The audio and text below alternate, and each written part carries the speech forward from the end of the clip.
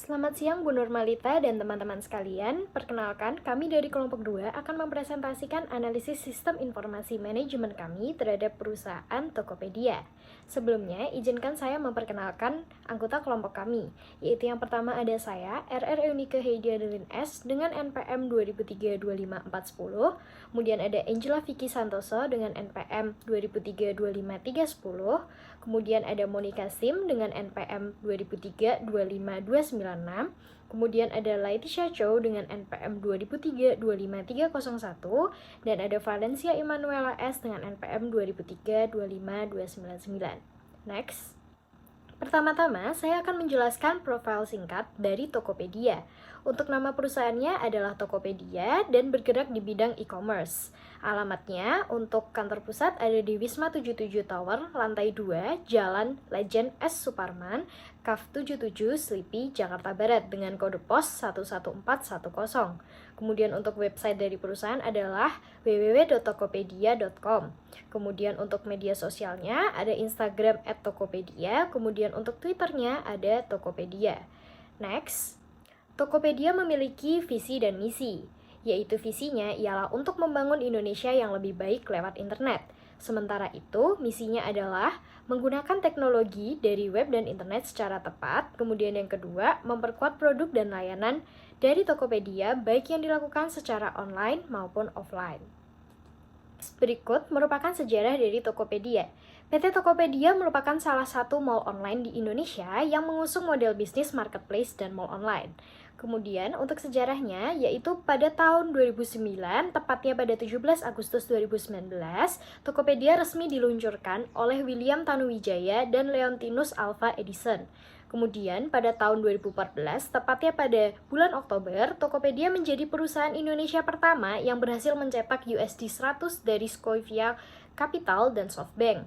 Kemudian pada tahun yang sama juga, tepatnya pada 11 Desember 2014, Tokopedia mendapatkan penghargaan Marketers of the Year 2014 untuk sektor e-commerce pada acara Marketplace Converge 2014 yang digelar oleh Marketplace Inc. Kemudian, pada tahun 2015, Tokopedia menjadi pencetus instant delivery dengan transportasi online. Kemudian pada tahun 2016, tepatnya pada tanggal 12 Mei 2016, Tokopedia terpilih sebagai Best Company in Consumer Industry dari Indonesia Digital Economy Award 2016. Kemudian pada tahun 2017 sampai 2018, Tokopedia mendapatkan putaran pendanaan baru sebesar 1,1 miliar dolar dari SoftBank Vision Fund dan Alibaba Group. Kemudian pada tahun 2019, Tokopedia menambah produk dan layanannya seperti toko cabang, Tokopedia Salam, dan Tokopedia Play.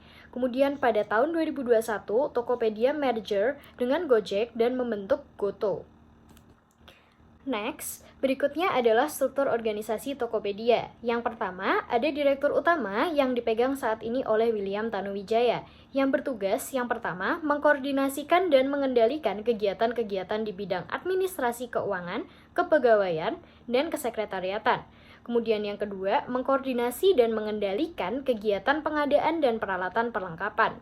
Kemudian yang ketiga, merencanakan dan mengembangkan sumber-sumber pendapatan serta pembelanjaan dan kekayaan perusahaan. Kemudian yang keempat, memimpin seluruh dewan atau komite eksekutif. Kemudian yang kelima, menawarkan visi dan imajinasi di tingkat tertinggi. Kemudian yang keenam, memimpin rapat umum. Dan yang ketujuh, bertindak sebagai perwalian organisasi dalam hubungan dengan dunia luar. Kemudian di bawah direktur utama ada direktur, Chief of Staff atau kepala staff, Chief Finance Officer atau kepala bagian keuangan, dan Chief of HR atau kepala bidang human resource. Tugas dari Chief of Staff atau kepala staff adalah memberikan keputusan yang kaitannya dengan marketing, promo, dan kampanye, dan mengelola staf khususnya marketing. Kemudian, tugas dari Chief Finance Officer adalah mengontrol budget dan merapikan flow dan aliran keuangan di Tokopedia untuk dilakukan evaluasi dan reporting ke investor. Kemudian, tugas dari Chief of HR adalah merekrut personil untuk posisi yang sesuai dengan kemampuan mereka. Kemudian yang kedua, membuat kebijakan. Yang ketiga, memberikan pelatihan dan pengembangan staf. Yang keempat, memonitoring kinerja dari setiap karyawan. Yang kelima, memutuskan pemberian pengangkatan jabatan dan kompensasi. Yang kelima, monitoring perlengkapan kesehatan dan keselamatan bagi karyawan. Kemudian yang keenam, troubleshooting dan pemecahan masalah bagi karyawan. Kemudian yang terakhir, menjaga hubungan baik dengan setiap karyawan. Selanjutnya di bawahnya ada yang pertama IT yang bertugas mengimplementasikan perencanaan fitur-fitur baru, maintenance website, dan fitur yang telah ada, dan memastikan pemeliharaan server terpenuhi dengan baik. Kemudian ada quality control yang bertugas memastikan fitur-fitur di Tokopedia berjalan sesuai dengan yang direncanakan dan terhindar dari bugs atau error. Kemudian ada desain yang bertugas melakukan tugas yang berhubungan dengan desain dalam perusahaan, seperti desain banner, web, hingga desain banner pengiklanan. Kemudian ada finance yang bertugas untuk mengurus segala bagian keuangan perusahaan. Kemudian ada customer service yang bertugas berhubungan langsung dengan customer dalam menanggapi berbagai keluhan maupun saran dan pertanyaan. Kemudian ada legal, HRD, dan kemudian juga ada konten yang bertugas yang pertama pembuatan konten di blog Tokopedia, kemudian yang kedua mengkoordinir semua yang berhubungan dengan konten dalam website Tokopedia, kemudian selanjutnya ada marketing atau internet marketing yang bertugas pertama melakukan optimisasi Tokopedia di mesin pencari, yang kedua melakukan optimisasi di sosial media, dan yang ketiga melakukan riset online atau seperti Google Keyword Planner dan Google Trend. Next, selanjutnya akan dilanjutkan oleh teman saya. Penerapan SEM dalam perusahaan Tokopedia. Yang pertama yaitu search engine. Tokopedia dilengkapi dengan search engine yang mempermudah para penggunanya dalam mencari barang yang mereka inginkan. Selain itu, tersedia juga fitur-fitur direktori yang dimanfaatkan sebagai katalog belanja sehingga mempermudah baik pembeli maupun penjual dalam mencari dan mengkategorikan produk sesuai dengan katalog yang mereka inginkan. Yang kedua yaitu GNA online booking. Pengiriman GNA ini semakin memudahkan proses pengiriman Tokopedia, di mana Tokopedia mendukung sistem resi otomatis untuk pengiriman paket melalui ekspedisi GNA, sehingga memudahkan para pengguna dalam mengecek resi mereka. Next. Yang ketiga yaitu user management atau pengaturan admin. Pengaturan admin ini merupakan fitur berbayar yang disediakan oleh Tokopedia bagi mereka yang memiliki toko dengan penjualan yang tinggi dan sering kewalahan dalam mengolah toko sendiri. Oleh karena itu, Tokopedia menyediakan fitur user management yang dapat membantu para toko dalam mengelola toko mereka sehingga dapat berjalan dengan lancar. Yang keempat yaitu Tokopedia Top Ads. Top Ads adalah fitur yang ditawarkan oleh Tokopedia untuk mempromosikan toko ataupun produk dari toko mereka serta memudahkan toko dan produk yang dijual dapat dilihat dan dibeli lebih banyak oleh para pembeli di Tokopedia yang dapat meningkatkan penjualan bagi para pengguna toko. Next yaitu Gold Merchant. Gold Merchant merupakan fitur berbayar yang bisa memberikan kemudahan untuk penjualan dalam mengelola toko. Fasilitas lainnya yaitu perhitungan kurs dolar, penambahan admin untuk kelola toko, informasi toko fisik pada katalog, dan masih banyak lagi fitur-fitur lainnya yang tersedia bagi Gold Merchant. Yang keenam yaitu ada statistik toko. Statistik toko adalah sarana bagi para penjual untuk mengetahui informasi serta statistik tentang transaksi, produk, dan pembeli. Informasi ini bisa digunakan para pengguna untuk mengatur strategi peningkatan penjualan mereka sehingga toko mereka dapat semakin memiliki banyak pembeli. Next. Software dan hardware yang digunakan oleh aplikasi Tokopedia. Yang pertama yaitu software. Tokopedia menggunakan software aplikasi Tokopedia, bahasa pemrograman yang cukup populer yaitu Golang atau Go Language, server HTTP, open source, dan DFP. Hardware yang digunakan oleh Tokopedia yaitu komputer, gadget, mainframe, server, cloud, hard disk, dan SATA. Untuk slide selanjutnya akan dijelaskan oleh teman saya. Terima kasih. Penerapan TPS, DSS, dan EIS. Nah, berikut ini merupakan diagram sistem informasi Tokopedia di mana Executive Information System diisi oleh Komisaris Utama, Decision Support System diisi oleh Direktur Utama, Manajemen Information System diisi oleh direktur bagian, dan yang terakhir Transaction Processing System diisi oleh IT, Quality Control, Customer Service, Design, Finance, Legal, HRD, Content, dan Marketing. Next. Penerapan TPS, DSS, dan EIS. Yang pertama ada Executive Information System atau EIS yang berisi komisaris utama dengan tugas. Yang pertama, pelaksanaan rapat secara berkala. Yang kedua, pemberian nasihat, tanggapan, atau persetujuan secara tepat waktu dan pertimbangan yang memadai. Yang ketiga, mendorong terlaksananya implementasi Good Corporate Governance. Dan yang terakhir, melakukan kerjasama perusahaan. Kemudian terdapat Decision Support System atau DSS yang berisi direktur utama dengan tugas. Yang pertama, mengkoordinasi dan mengendalikan kegiatan di bidang administrasi keuangan, kepegawaian, dan kesekretariatan. Yang kedua, mengkoordinasi dan mengendalikan kegiatan pengadaan dan peralatan perlengkapan. Dan yang terakhir, merencanakan dan mengembangkan sumber-sumber pendapatan, serta pembelanjaan dan kekayaan perusahaan. Lalu, Manajemen Information System atau MIS yang berisi direktur bagian dengan tugas. Yang pertama, melaksanakan tugas-tugas yang diberikan direktur utama. Yang kedua, menawarkan visi misi dan imajinasi di tingkat tertinggi.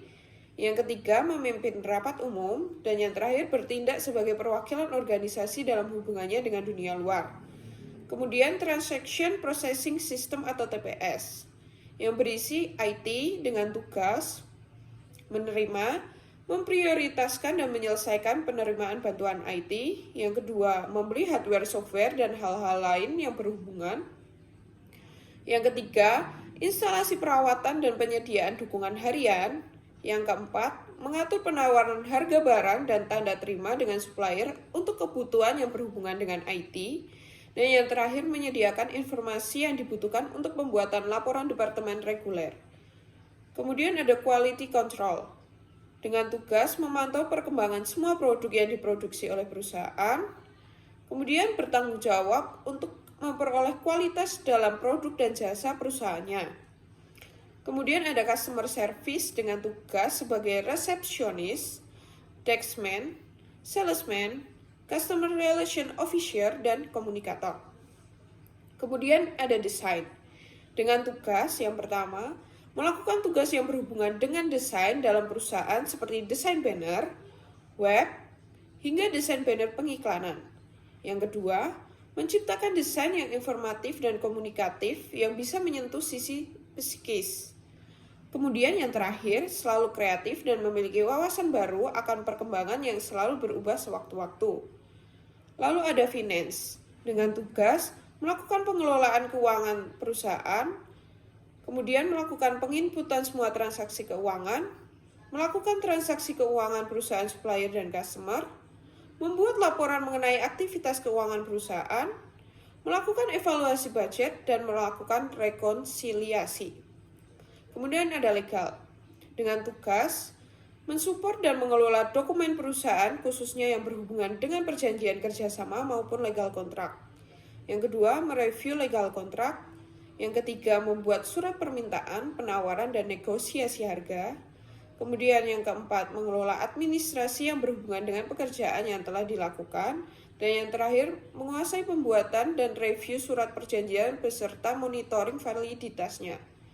Kemudian ada HRD dengan tugas yang pertama, merekrut personel untuk posisi yang sesuai dengan kemampuan mereka. Yang kedua, membuat kebijakan. Yang ketiga, memberikan pelatihan dan pengembangan staf. Yang keempat, monitoring kinerja dari setiap karyawan. Yang kelima, memutuskan pemberian pengangkatan jabatan dan kompensasi. Yang keenam, monitoring perlengkapan kesehatan dan keselamatan bagi karyawan. Yang ketujuh, troubleshooting dan pemecahan masalah bagi karyawan. Dan yang terakhir, menjaga hubungan dengan setiap karyawan. Lalu ada konten dengan tugas pembuatan konten di blog Tokopedia, kemudian mengkoordinir semua yang berhubungan dengan konten dalam website Tokopedia. Kemudian ada marketing dengan tugas melakukan optimasi Tokopedia di mesin pencari. Yang kedua, melakukan optimasi di sosial media. Dan yang terakhir, melakukan riset online. Next, konsep database. Untuk database-nya, Tokopedia kebanyakan PostgreSQL dan non-SQL yang bernama Redis. Untuk pencarian data dan aggregation ada Elasticsearch. Baik, selanjutnya akan saya lanjutkan mengenai jaringan yang digunakan oleh Tokopedia. Jadi Tokopedia ini bekerja sama dengan jaringan konektivitas global Epsilon untuk menyediakan jaringan multi-cloud yang aman dan berkinerja tinggi. Lalu jaringan private Epsilon dengan layanan pengelola perutan cloud computing akan digunakan untuk menghubungkan lingkungan produksi Tokopedia di cloud. Jadi Cloud Connect ini berkecepatan tinggi berguna untuk menghubungkan lingkungan produksi Tokopedia AWS, Alibaba Cloud, dan Google Cloud. Cloud Connect juga menyediakan marketplace yang aman bagi merchant dan pembeli produk. Terus Tokopedia juga mulai memanfaatkan Nutanix Enterprise Cloud Platform dalam dihadirkan kemudahan saat mengolah IT guna menyeimbangi perkembangan bisnis e-commerce di Indonesia. Terus Tokopedia dapat meningkatkan bandwidth sesuai pertumbuhan permintaan e-commerce di Indonesia dengan memanfaatkan solusi Cloud Connect ini. Baik, akan saya lanjutkan selanjutnya mengenai Porter 5 Forces Model. Jadi sebelumnya Porter 5 Forces ini merupakan hal-hal yang perlu dipikirkan perusahaan atau diketahui perusahaan sebelum bersaing. Itu ada 5. Yang pertama adalah persaingan antar perusahaan. Persaingan antar perusahaan yang bergerak dalam bidang e-mall ini cukup lemah, jadi kayak belum banyak itu. Baru hanya ada tokobagus.com, rumah123.com, dan juale.com. Selanjutnya adalah ancaman pendatang baru. Untuk memasuki persaingan, pendatang baru ini perlu menyiapkan modal yang cukup besar serta strategi yang lebih baik dari pesaing lainnya. Jadi menurut kami, ancaman pendatang baru tidak terlalu membahayakan perusahaan Tokopedia karena dapat dilihat dari transaksi PT Tokopedia sendiri, ada transaksi yang begitu tinggi serta tingkat promosi yang signifikan dibanding pendatang baru. Selanjutnya adalah produk substitusi. Seiring berkembangnya teknologi, banyak bisnis yang digunakan sebagai pengganti. Misalnya bisnis e-mall ini dapat digantikan dengan e-shop dan social networking. Selanjutnya adalah kekuatan pembeli. Kekuatan tawar-menawar pembeli dalam posisi tinggi karena disesuaikan dengan keinginan dan keuangan tiap pembeli. Serta produk yang ditawarkan ini sangat beragam dan mencakup banyak dan bermacam-macam kebutuhan dari setiap pembelinya. Selanjutnya adalah yang kelima, yang terakhir adalah kekuatan pemasok. Pemasok ini merupakan toko-toko online yang membuka toko di Tokopedia. Pemasok bagi perusahaan ini cukup banyak dan bervariasi. Next. Baik, akan saya lanjutkan untuk kritik dan saran. Untuk kritik yang pertama, banyaknya produk spam yang dimana produk itu diberi harga dengan sangat murah padahal isinya tidak sesuai. Hal ini penyebab pembeli kesusahan dalam mencari barang termurah. Selanjutnya, sering terjadi error di website maupun di aplikasi Tokopedia, sehingga sering kita jumpai pelanggan itu berpindah ke e-commerce lain seperti Shopee, Lazada, dan lain-lain. Selanjutnya, tidak ada fitur blacklist untuk pembeli dan pelanggan. Sering kita jumpai terdapat toko atau penjual yang menipu pembeli dengan memberikan harga yang sangat murah terhadap suatu barang yang mungkin dirasa mahal, sehingga ketika dikirimkan barang tersebut tidak sesuai. Nah, dari sini pembeli atau pelanggan itu tidak dapat memblacklist toko tersebut, sehingga bisa saja toko tersebut melakukan hal tersebut ke konsumen-konsumen yang lainnya. Selanjutnya, kurangnya maksimal fitur pengelolaan dalam stok barang. Ketika pembeli sedang menunggu proses pembayaran, maka stok tidak secara otomatis berkurang. Dan untuk yang terakhir, verifikasi pembayaran yang lama, terlebih lagi ketika maintenance atau error. Next.